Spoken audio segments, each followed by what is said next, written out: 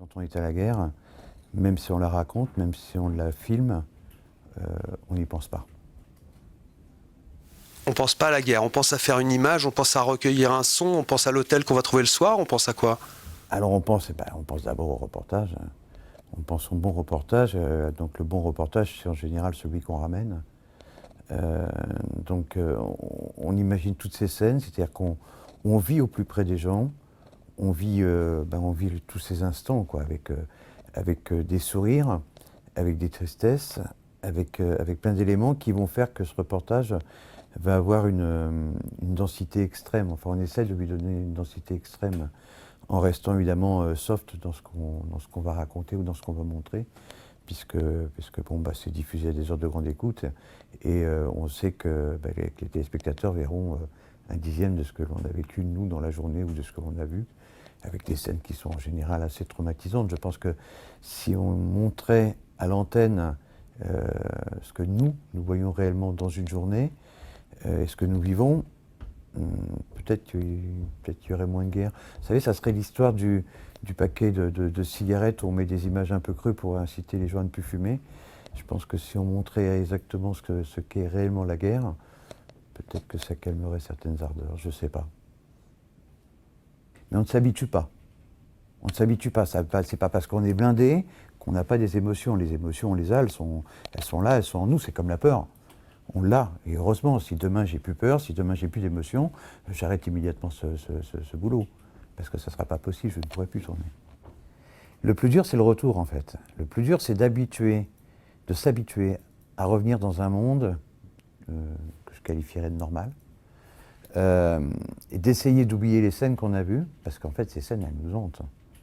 Je ne connais pas un de mes confrères qui peut dire « j'ai eu une nuit sereine en rentrant à la maison ». C'est pas possible, on ne peut pas.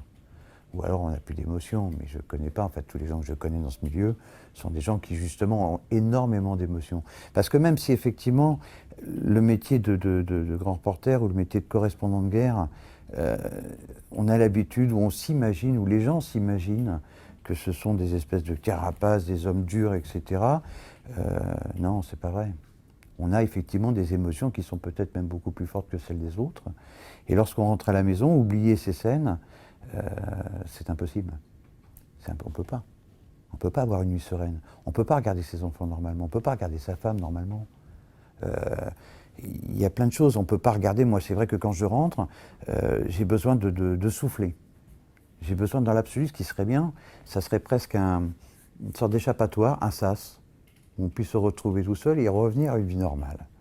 Parce que c'est dur de passer ces deux extrêmes. La vie hyper protégée de la maison ou même d'ici, de notre lieu de travail à Paris, et puis l'autre milieu qui est dans une zone de guerre. Il n'y a pas de frontière entre les deux. C'est brutal. Alors lorsqu'on sort d'une mission comme ça, on a pris des habitudes. Dans un pays en guerre, notamment c'est une guerre à l'intérieur d'une ville, on ne traverse pas une rue normalement, on traverse en courant. Et lorsqu'on rentre à Paris, lorsqu'on a séjourné assez longtemps, donc moi j'ai fait des séjours très longs dans des zones de guerre, parce qu'il m'arrivait des fois d'y passer 3 mois, donc on avait pris des habitudes, notamment traversant en courant. Et bien lorsque je rentrais à Paris, j'avais toujours ce réflexe de traverser en courant. J'avais aussi ce truc d'avoir du mal à entendre les gens se plaindre.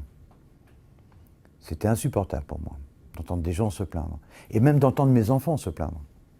Quand j'entendais mes enfants se plaindre, alors que 2 jours auparavant, j'étais dans une ville où je venais de voir des enfants se faire massacrer à la machette, ou de prendre des obus, ou de prendre des tirs de fusils mitrailleurs ou autres,